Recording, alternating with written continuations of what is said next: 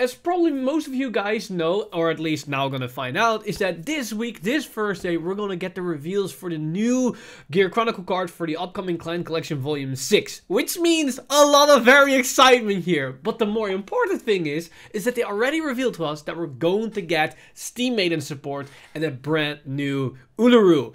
So with that, opens up a lot of speculation and a lot of promise for what this could mean for the current Steam Maiden archetype in V Premium and potentially in Premium with the Gear Chronicle stride that I revealed last month. So today I want to go over my thoughts on the archetype and my potential wish list and what the deck needs in order to make it more competitively viable in either Standard or potentially even in Premium.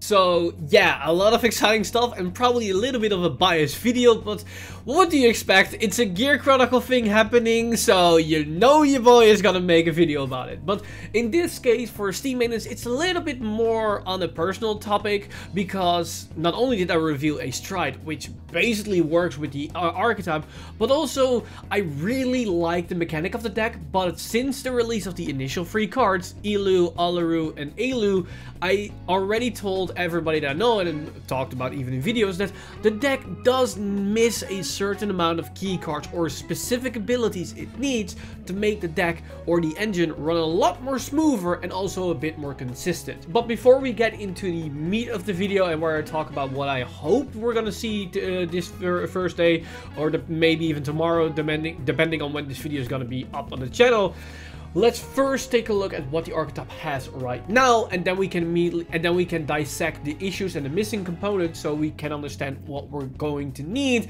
and hopefully see with the new reveals. So first off, the current archetype is completely built around 3 cards, the backbone, which of course is the grade 1 Elu, the grade 2 Alu, and the grade 3 Elu.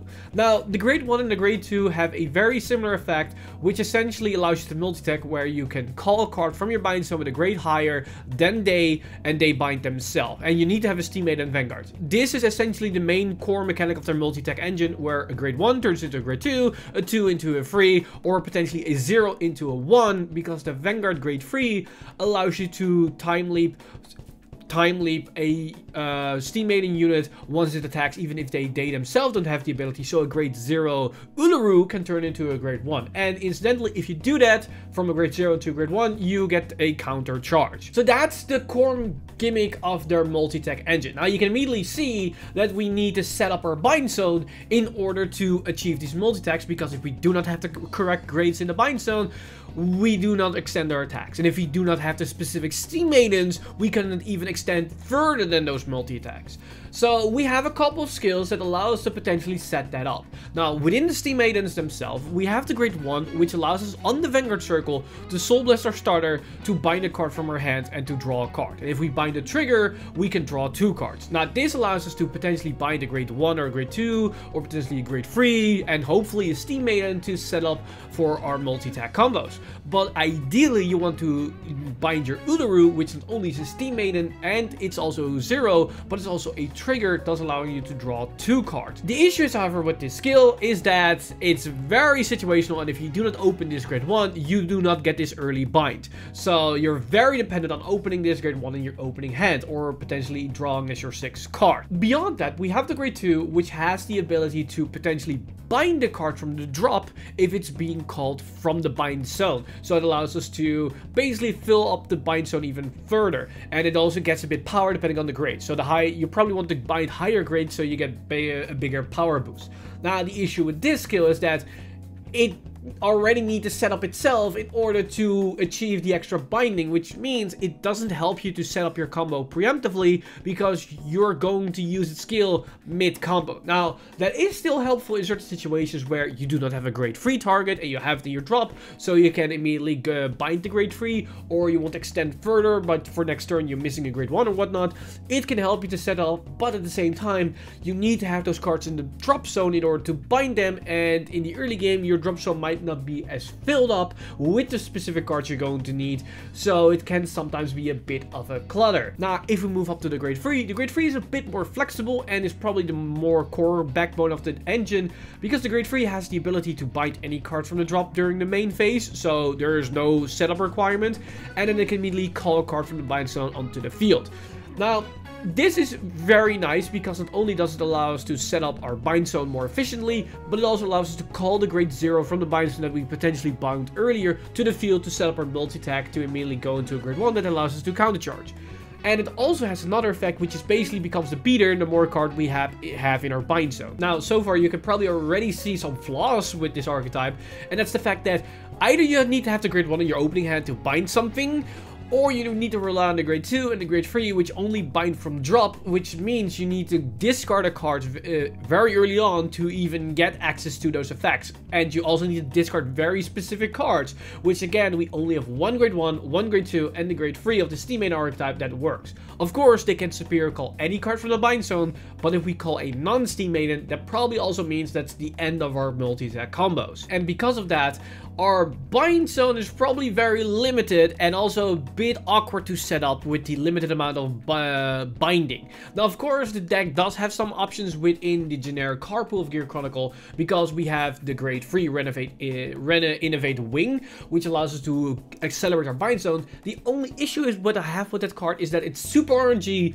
and a lot of the instances is that I just bind triggers or need to call triggers to the field and just clutter my board with useless cards to get marginally increase in the value of my bind zone, which usually isn't that ideal. Now, we also have the grade 2 Naboo, which also allows us to bind more cards during the battle phase. Again, that card is from drop, which a bit conflicts a bit with our grade 3 and our grade 2, so that is also not too ideal. Now, we also have two other cards which also play into another issue that I have with the deck, and that's the countercharge of Elu, because Elu's countercharge is similar to what we see with the ghosties, where it countercharges, but after you use the countercharge, you're probably gonna use counterblast, which means if you don't use counterblast in the early game, you waste the very first countercharge if you start attacking with your grade 0 and turn it into a grade 1. So that means if you want to get the full value of that countercharge, you probably need to run grade 2s that use counterblast on turn 2, so you can get their value for free, which two good targets are Ear Cup and Gruntar. And yes, you can of course use the grade 1 and the grade 2 of the Steam Maiden to potentially time leap in the early game, because they are not grade 3 bound to use their effect. But the issue is, you will never set up your bind zone that good, that effectively, that early on. That's very unlikely with the current card pool. Now, as I already explained, Ear Cup and Gruntar are very nice targets in the early game for a couple of reasons. One, Ear Cup is good because it gives you the extra drive checks, which allows you to potentially draw into your combo pieces that you're going to need, because the deck is very piece reliant. So that extra drive check or potential extra drive check on your grade 3 turns allows you to potentially draw into your grade 1, your grade 2, and maybe multiple copies of your grade 3 to really go off. Because another thing is, you're probably going to need force markers to make your attack hit, because most of your attacks are going to be stopped by one defensive trigger, or if they hit a defense trigger, it's very easy to guard your attacks if you cannot set up your combo very effectively. And on the other hand, we have Gruntar, which is very nice because not only does the card gives us a bit of field control, but more importantly, it allows us to search our decks for combo cards. Yes, don't go straight to the bind zone, but because we can bind from our drop, we can call them, just attack with them, and either intercept with them or call new cards on top of them to move them to the drop zone, so we can then bind them thereafter with our various skill, like with the grade 2, the grade 3, or maybe even the Naboo. So as we can see, the archetype does have a lot of explosivity, because the multi-attack can go pretty crazy from a grade 0 into a grade 1, into a grade 2, into a grade 3, and if we have another line to the other side, that can also extend a bit on the other side, which keep attacking also on the same force marker. So that allows us to get a lot of value. But to set it up, we need a lot of very specific requirements to be met, where we need to have the grade 0 in the bind zone, the grade 1 specifically, the grade 2, and we need to write a specific grade 3, and potentially need to use a grade 2 in the early game or a counterblast skill in the early game to get maximum value. So with it all in mind, there are definitely a lot of areas where this deck can improve. So for the next support wave where we're gonna get this week, there are definitely a couple things that I hope they're going to address. Now, one of the major things is that we know that Uluru is going to get a new version. there's a possibility that she will get a reverse unit. Now, for that Uluru, I hope they're going to do a couple things with her.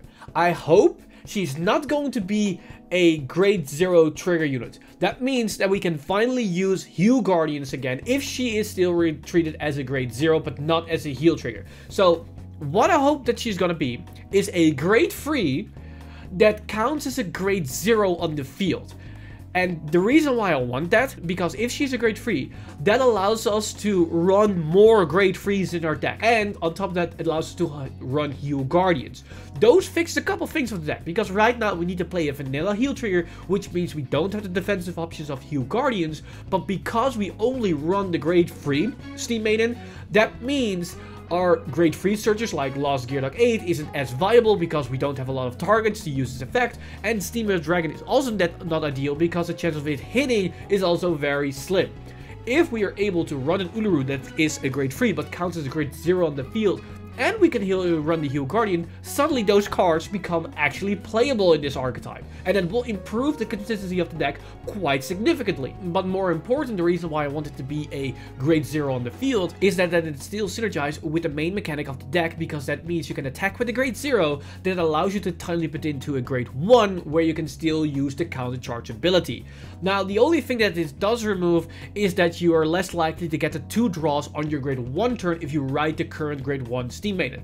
I think that's a fair trade-off, where that Steam Maiden now just becomes a cycle that sets up our bind zone, which means we can now basically set up grade 2s and grade 1s in the early game, which then potentially allow us to combo off on turn 1 or on turn 2 if we have the counterblast, and it allows us to go into a more aggressive stance than the more stallish thing that we have right now. And then if we need to bind the trigger, then it's usually for those scenarios where we completely brick, and not that it's out of necessity to even set up our combo. Now, as for the other 2 cards, the most important thing that I want these cards to have is the exact same time leap effect, where they have the same combo potential as the current grade 1 and grade 2, because that allows us to have a more consistent game plan, and we're less reliant on a very specific grade 1 and grade 2 to do our thing.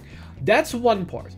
But then also they need a specific special skill, and there are a lot of things they can do, but one important thing that I do not want them to do is more binding from drop. We have enough of that, and they will basically conflict with each other if we get even more. What I hope is that we get a card, and maybe it's a grade 2, that allows us to do something similar to Grunter, where we can fetch cards from our deck. So maybe a card that has the same skill as the current grade 2, where when it's called from the bind zone, you can bind the card from your deck. Or maybe specifically only a Steam Maiden from your deck. So it allows us to set up our combo a bit more efficiently in the early game if we cannot set up our drop zone. And then for the grade 1, what I hope it to be is that is finally going to be the return of Steam Maiden Arlen, because we've been waiting way too long for one of the best girls of Gear Chronicle, and she could even be similar to her original counterpart, where she could be like a guardian, where maybe she has a skill that allows you to guard with it from the bind zone, and then it has maybe a skill that it gets 5k power for every card in your bind zone or something, or maybe for every 2 card, or maybe it gets 5k shield for every card in your bind zone, but you need to specifically have a Steam Maiden Vanguard so it doesn't power creep maybe another archetype. But honestly, the other archetype that can synergize with this is Lost Legend, and I think Lost Legend can use all the help it can get. So I think if Arlen just gets 5k power for every card in the bind zone, it's probably still very reasonable. And even is applicable in Premium, because we do time leap combos that forces cards in our bind zone, so that we do get a bit of extra shield. And I think Gear Chronicle in Premium can also use all the help it can get. So maybe that can be a nice combo card. So we hopefully get an Uluru that's a grade 3 in deck, but is a grade 0 on the field, and maybe she get another skill on her own, but mainly if she has a continuous effect where she is a grade 0 on the field, that will do wonders. And that she's not a trigger, not a heal trigger, or maybe she's counted as a trigger in your hand, so you can bind it and get the 2 draws, but she's not actually a trigger, so we don't take away from our heal guardians. Or at the very least, make her a crit or something that it doesn't at least allows us to play heal guardians again. But also the grade 1 and grade 2, same time leap effect.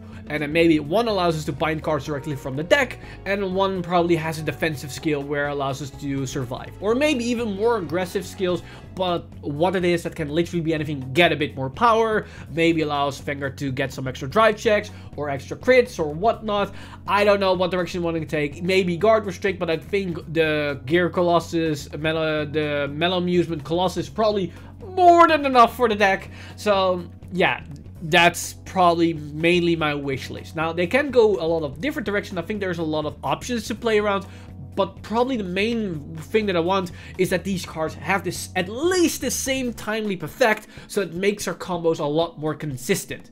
And what it also allows us to do is move away from forcing to run Ear Cup and Garuntar for the counterblast value, because if we have multiple grade 1s and grade 2s, that means the chance of actually setting up our bind zone in the early game increases significantly, which means we can maybe get a cheeky extra attack on turn 2 once we have a counterblast, so we can extend our attacks at least with one attack, and we can immediately refund that counterblast on turn 3 once we ride into Ilu. So yeah, there's a lot of possibility and a lot of opportunity to make this deck a lot more consistent. And once this deck gets a bit more consistent, there's a highly probability that this deck might become the best deck for Gear Chronicle in V Premium. Now in Premium, I don't know. There's still a lot of variables to be factored in here to make a educated assessment.